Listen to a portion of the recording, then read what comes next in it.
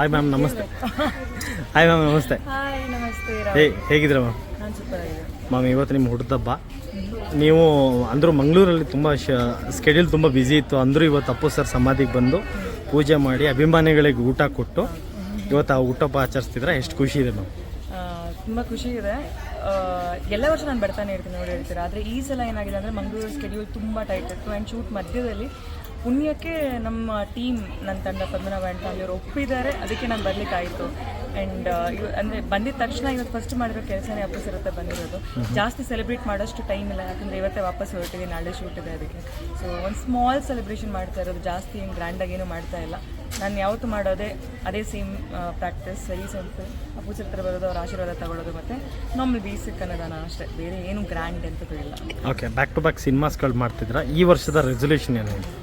ಆದಷ್ಟು ಜಾಸ್ತಿ ಸಿನಿಮಾ ಮಾಡಬೇಕು ಅಂತ, ಆ್ಯಂಡ್ ಆದಷ್ಟು ಜಾಸ್ತಿ ಸಿನಿಮಾಸ್ ರಿಲೀಸ್ ಆಗಲಿ ಅಂತ. ಬಿಕಾಸ್ ಇವಾಗ ಹೇಳೋಕ್ಕಾಗಲ್ಲ ಯಾವುದು ವರ್ಕ್ ಆಗುತ್ತೆ, ಯಾವ್ದು ವರ್ಕ್ ಆಗಲ್ಲ ಅಂತ. ಬಟ್ ಮಾಡೋದು ನನ್ನ ಧರ್ಮ, ಅದಕ್ಕೆ ನಾನು ಸಿನಿಮಾಸೆಲ್ಲ ಒಪ್ಕೊಳ್ಳೋಣ ಅಂತ ಅಂದ್ಕೊಂಡಿದ್ದೀನಿ. ಸಂಗೀತ ಅವರು ಸಿನಿಮಾಸ್ಗಳು ಒಪ್ಕೋತಾ ಇದ್ದಾರೆ. ಯಾವ ಥರ ಸಿನಿಮಾಸ್ಗಳು ಒಪ್ಕೋತಾ ಇದ್ದಾರೆ? ನನಗೆ ತುಂಬ ಡಿಫ್ರೆಂಟ್ ಆಗಿರಬೇಕು, ನನ್ನ ಪಾತ್ರ ತುಂಬ ಡಿಫ್ರೆಂಟ್ ಆಗಿರಬೇಕು, ಆ್ಯಂಡ್ ಇಲ್ಲಿ ತನಕ ಮಾಡದೇ ಇರುವಂಥ ಒಂದು ಭಿನ್ನ ಪಾತ್ರ ಮಾಡಬೇಕು ಅನ್ನೋದೇ ನನಗೆ ಇಷ್ಟ. ಸೊ ಈ ಸಲ ನನ್ನ ತುಂಬ ವಿಭಿನ್ನ ಪಾತ್ರದಲ್ಲಿ, ನಾನು ಇಲ್ಲಿ ತನಕ ಮಾಡದಿರುವಂಥ ಪಾತ್ರದಲ್ಲಿ ನೋಡ್ತೀರಾ. So I am also excited ಯಾವ ಥರ ಬರುತ್ತೆ ಅಂತ. ಸಿನಿಮಾ ಹೇಳಬೇಕಿದ್ರೆ ತುಂಬ ಚೆನ್ನಾಗಿದೆ ಕತೆ, ಯಾವ ಥರ ಮಾಡ್ತಾರೆ ಅಂತ ನಾನು ಹೇಳೋಕ್ಕಾಗಲ್ಲ. ಸೊ ಒಂದು ಲಾಸ್ಟ್ ನಾನು ನೋಡಿದ್ಮೇಲೆ ಹೇಳ್ಬೋದು, ಪ್ರಮೋಷನ್ ಟೈಮಲ್ಲಿ ಸಿನಿಮಾ ಆ್ಯಕ್ಚುಲಿ ಚೆನ್ನಾಗಿ ಬಂದಿದೆ ಅಲ್ವಾ ಅಂತ ನನ್ನ ಫೇಸಲ್ಲೇ ಗೊತ್ತಾಗುತ್ತೆ ನಿಮಗೆ.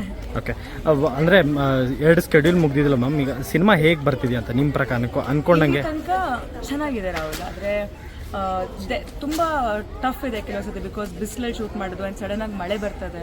ಸೊ ಎರಡನ್ನೂ ಮ್ಯಾನೇಜ್ ಮಾಡೋದು ತುಂಬ ಕಷ್ಟ. ಆ್ಯಂಡ್ ಈ ತಿಂಗಳು ಎಲ್ಲ ಮೋಸ್ಟ್ ಹೇಳೋಕ್ಕೆ ಆಗಲ್ಲ, ಕೆಲವು ಸತಿ ಅನ್ಎಕ್ಸ್ಪೆಕ್ಟೆಡ್ ಟೈಮಲ್ಲಿ ಮಳೆ ಬರ್ತದೆ. ಸೊ ಸ್ವಲ್ಪ ರಿಸ್ಕಿ ಇದೆ ಆ್ಯಂಡ್ ತುಂಬ ಪ್ಲ್ಯಾನಿಂಗ್ ಪ್ರಾಬ್ಲಮ್ ಆಗ್ತಾ ಇದೆ.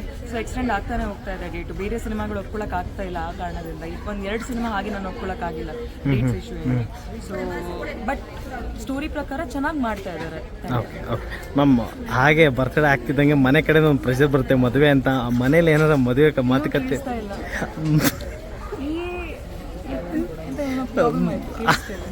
ನೆಕ್ಸ್ಟ್. ಓಕೆ ಮ್ಯಾಮ್, ಅಂದರೆ ಅಪ್ಪು ಸರ್ ಅಂದರೆ ನೀವು ಹೇಗೆ ಸ್ಟಾರ್ಟ್ ಮಾಡ್ಕೊಂಡ್ರಿ ಅಂತ ಈ ಅಪ್ಪು ಸರ್ ಬಂದು ಬರ್ಡೇ ಆಚರಿಸ್ಕೊಳ್ಳೋದು? ಅಪ್ಪು ಸರ್ ನಮ್ಮ ಜೊತೆ ಇಲ್ಲದೆ ಇದ್ದಾಗಲೇ ಗೊತ್ತಾಗಿರೋದು ಅವ್ರು ಮಾಡಿರುವಂಥ ಒಂದು ಸಮಾಜ ಸೇವೆ ಇರ್ಬೋದು. ಅದ್ರ ಮುಂಚೆ ಎಲ್ಲೂ ಕೂಡ ಅವರು ಹೇಳ್ಕೊಳ್ಳೋಕೆ ಹೋಗಲ್ಲ, ತೋರಿಸ್ಕೊಳ್ಳೋಕೆ ಕೂಡ ಹೋಗಲಿಲ್ಲ. ಸೊ ಅವ್ರು ಈ ವ್ಯಕ್ತಿತ್ವನೇ ನಾನು ಅವರಿಂದ ಕಲ್ತಿರುವಂಥದ್ದು ಎಲ್ಲಕ್ಕಿಂತ ಜಾಸ್ತಿ ಹೆಚ್ಚಾಗಿ. ಅಭಿನಯದಲ್ಲಿ ಅವ್ರ ಬಗ್ಗೆ ನಾವು ಹೇಳೋಕ್ಕೆ ಆಗಲ್ಲ, ಅದ್ರ ಬಗ್ಗೆ ಪ್ರಶ್ನೆಯೇ ಇಲ್ಲ. ಅಫ್ಕೋರ್ಸ್ ಅಷ್ಟು ಜನ ಫ್ಯಾನ್ಸ್ ಇದ್ರು ಅವರಿಗೆ, ಬಟ್ ಅವ್ರು ಮಾಡಿರುವಂಥ ಸೇವೆಗೆ ಜಾಸ್ತಿ ಫ್ಯಾನ್ಸ್ ಇರೋದು ಅಂತ ಅವ್ರು ಹೋದ್ಮೇಲೆ ಗೊತ್ತಾಗಿರೋದು. ಸೊ ಅವ್ರ ಬರ್ಡೇ ಆಗಿರ್ಬೋದು ಮತ್ತು ನನ್ನ ಬರ್ಡೇ ಆಗಿರ್ಬೋದು, ಆ ದಿವಸ ನಾನು ಜಾಸ್ತಿ ನೆನೆಸ್ಕೊಳ್ತೀನಿ ಅವ್ರನ್ನ, ಬಿಕಾಸ್ ಅವರಿಂದ ಕಲ್ತಿರುವಂಥ ಗುಣಗಳು ತುಂಬ ಇದ್ದಾವೆ.